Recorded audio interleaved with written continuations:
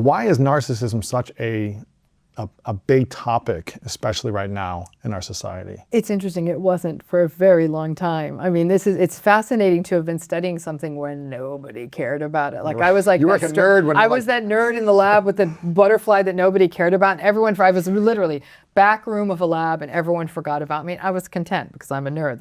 I'm geeked out. I was like, this is fascinating, and then a lot of things happened. If anyone ever asked me, this is my theory on it, is I think it's interesting. There's a book from the 1970s by a guy named Christopher Lasch called The Culture of Narcissism. And in that book, he really gets, and this is the 70s, okay? And he really gets into issues like materialism and also the falling apart of American community structures and family structures. And so he pins this sort of pathological narcissism and selfishness to the sort of the erosion of those structures. But I think that misses something. Then it was kind of quiet. Like this has always been a quiet area, interestingly, in mental health. And then reality TV happened, social media happened. You had to witness it all. Yeah, and we had to witness it all. Kids are growing up with it now. Political dramas and fights and lots of, and materialism was on the rise. So when we look at materialism, social media, and reality TV, that kind of triple threat where everything was about shameless self-promotion. Everything was about validation seeking. Look at me, no, look at me, no, look at me. My life's better than yours. And I'll never forget the day, actually. I was, someone told me about social media. It was in that space between MySpace and Facebook. Yeah. And I had small children at the time. And I think I was up late and somebody said, you gotta look at this thing called Facebook, right? And I'm like, I don't know what this is. And so at the time I was even married, so really no social life. And I look at it and it's that moment, that penny drop moment where I could feel that dread in my stomach, as though like a ghost appeared in the door. And I thought to myself, oh my God, this narcissism thing is about to blow up. Wow. Because before that, think about it. If you were a narcissist and you needed to get validation, you actually had to get up and get out of the house, right? Like no one was you had to get up, kind of get ready, go to work. A lot of narcissists got their validation at work, especially men in that era. And then other people would get it by going to social events, going to parties, maybe succeeding at something. But it was a different game. Going to the gym maybe. Going to the gym, but now all of it, excelling at something visible like sports or performing or like singing or something like that.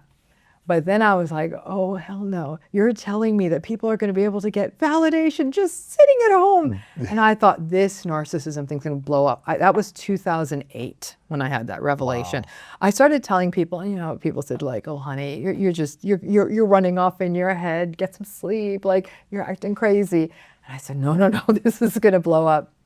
And then it blew up. And at around that time, we're starting to see the beginnings of reality TV shows like, Survivor and things like that. I'm like, this is interesting. And then we'd start seeing more and more of the attention-seeking reality TV, housewife type shows and all of that. The Bachelor. And I thought, oh, no. And then the political winds changed and the word came into popular use. So imagine going from something that you studied, only you studied, nobody cared about it. And then all of a sudden it's mainstream. The world changed and it became mainstream. Exactly.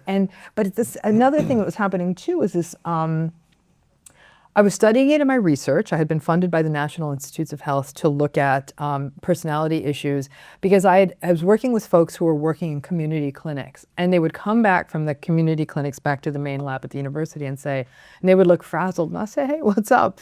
And they'll say, some of these patients, they're so terrible and they're ruining everyone's lives. And what we came to find out was that there were some patients who come in entitled and grumpy and take it out on the staff. And I thought, that's interesting. These people are not only burning out the staff so they can't give good health care to other people, they themselves, everyone's dreading seeing them, so they're not getting good health care.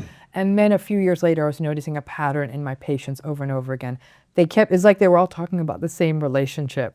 And I thought, this is interesting. Nobody ever taught these people about narcissism because it's clearly what was happening in their relationships. And I'm not kidding you. Once they got educated on these patterns, they were making changes like this. Some were getting divorced, some were splitting up, some were saying, I'm going to set boundaries. Wow. I mean, it was insta change. And they said, we were in couples therapy for 5 years and always about marriage is hard. You got to communicate. like communicating with a narcissist is, I don't know, it's like, It's not it's hard, it's impossible. It's just impossible. screaming into an abyss. Like there's no point. Wow.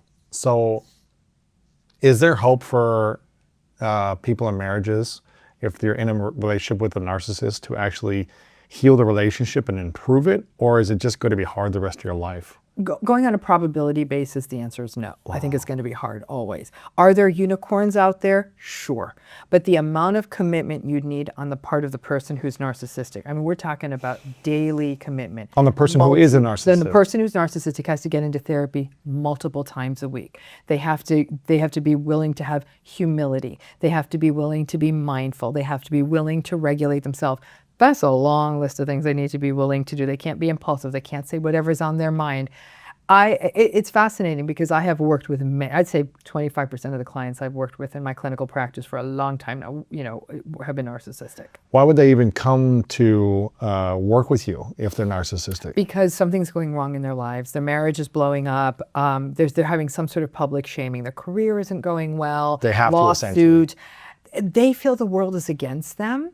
And in this victimized stance, they roll up to therapy, in some ways wanting to complain, right? Every so often they're given an ultimatum, maybe by a workplace or by a spouse or someone. Maybe they get caught in an affair, and then they're told that wife or husband or partner or spouse will say, we're not staying together unless you get therapy, which is a fool's errand, because if someone else is telling them to do it, even if they do it on their own, there usually isn't much personality. Personality doesn't really change. Personality doesn't change unless you're like doing therapy every week and holding yourself accountable. And even then, listen, I have a certain personality. I got it tested when I was in my 20s, 30s, 40s, 50s. It hasn't changed.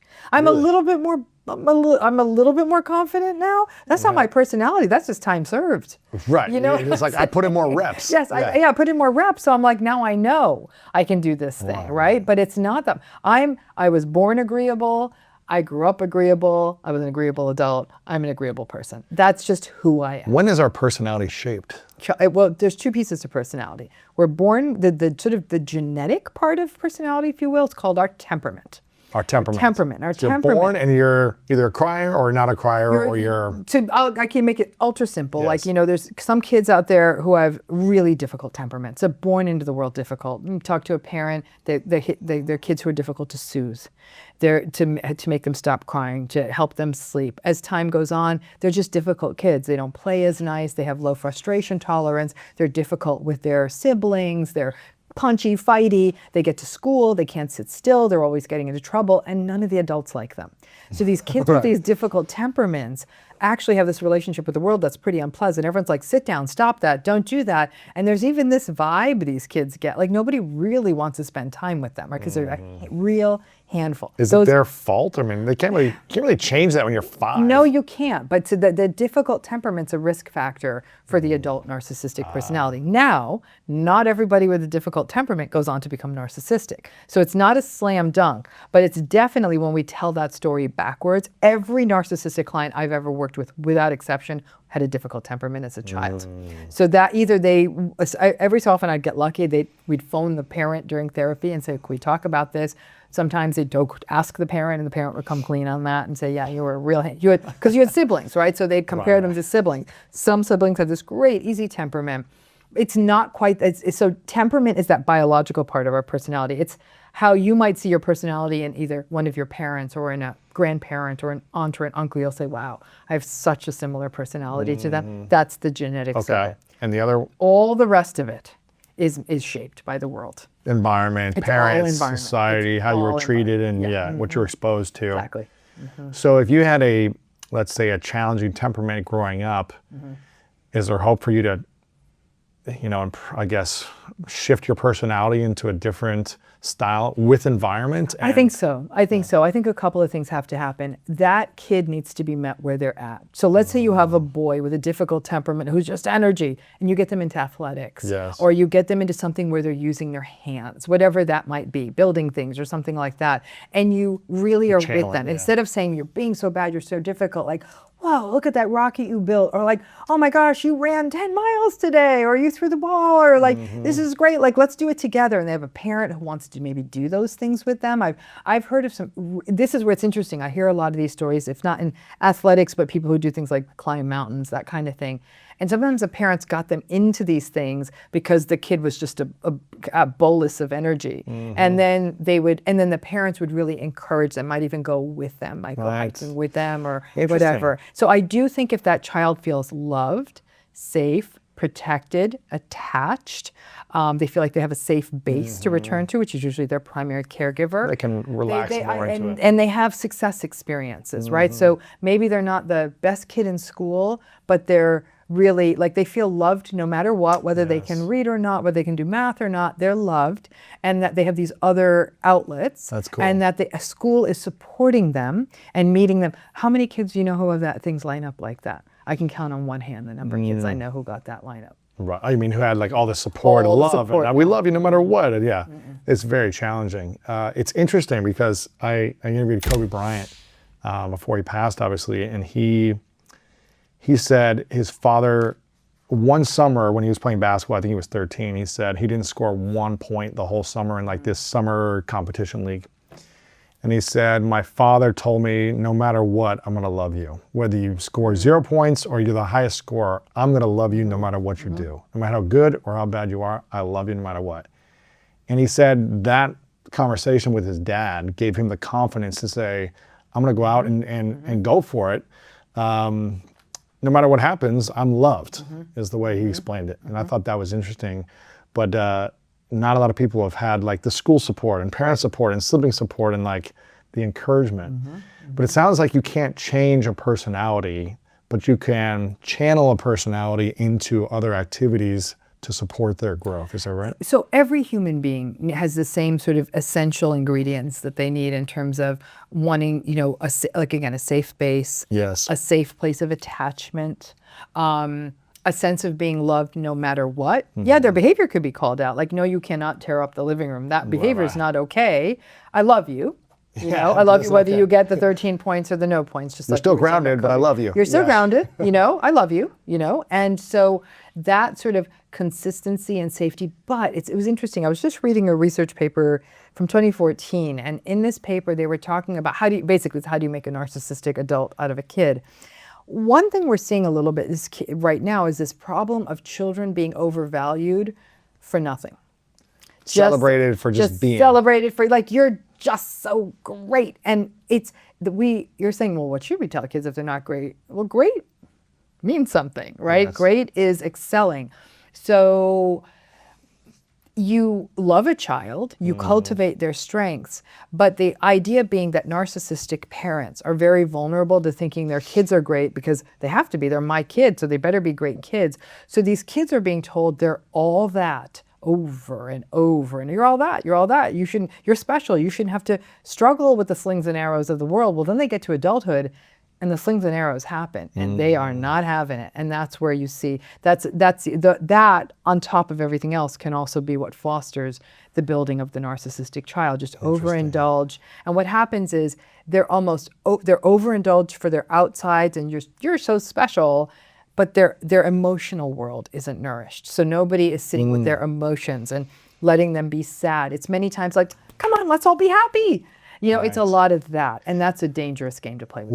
Would you say with your research, if kids grew up in a healthy family, let's say they got all the tools and resources and their parents were healed from their traumas and gave them, discipline, but love and all these things in the best way you could. Is it possible for someone to still be raised as a narcissist, even if they have this environment of love and safety? Or how does a narcissist become one? Is it only through family environment and the way they were treated? Or how does that actually happen? So the problem, if someone had all the fundamentals, right? The safety, the love, the consistency, the freedom from trauma, great values, the great values, all of those things, supportive educational environment, all of that. You still will have a handful, but you will have dropped the probability from here down to here. Okay. Right? It's a horse race, right? You've really dropped the likelihood significantly. Narcissism creating adult narcissism is a complex interblend of that biological temperament meeting up all these environmental conditions. And there's a range of conditions that can result in adulthood narcissism. At the most extreme and probably most difficult is trauma in childhood. So a child who is raised and experiences trauma, significant caregiver loss, chaos, abuse, observing abuse, because that results in inconsistent caregivers, right? And so that can put a person at risk for developing an adulthood narcissistic personality. But here's where it gets tricky. The majority of people exposed to trauma in childhood don't become narcissistic. You see what I'm saying? People. So we're talking about risk factors. You could, but you don't always. So that's one pathway. This overindulgence, this you're so great, you're so special, you're so extraordinary, my kids are the most extraordinary thing.